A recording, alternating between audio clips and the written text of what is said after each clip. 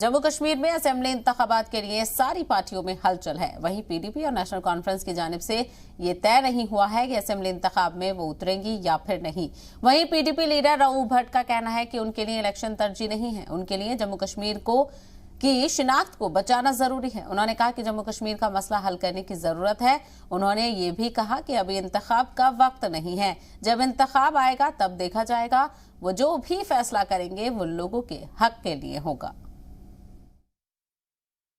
कि प्रायोरिटी मसले कश्मीर को होनी चाहिए, मसले कश्मीर हल होना चाहिए। वही एक रीज़न है कि जिससे ये सारा कुछ ठीक हो सकता है, ये खून खराबा रुक सकता है और उसके साथ साथ पीस प्रिवेल हो सकता है, यहाँ जो है तरक्की हो सकती है। इलेक्शन के लिहाज से क्या देखिए, हम जब ये अभी खुद इनमें क्योस है, ये इनको खुद भी आज वो पता नहीं है, मालूम नहीं है कि इलेक्शन होने या नहीं होने हैं।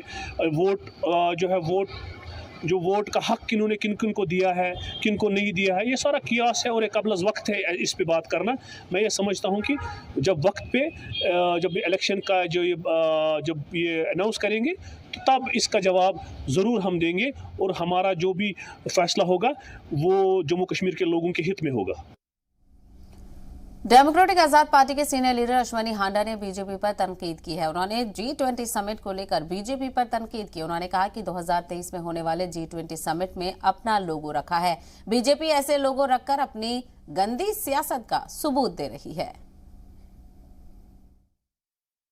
देखिए, इस बात को समझना होगा कि G20 समिट का आयोजन भारतीय जनता पार्टी के लोग नहीं कर रहे हैं, ये भारत सरकार कर रही है। और जिस तरह से G20 समिट के लोगों में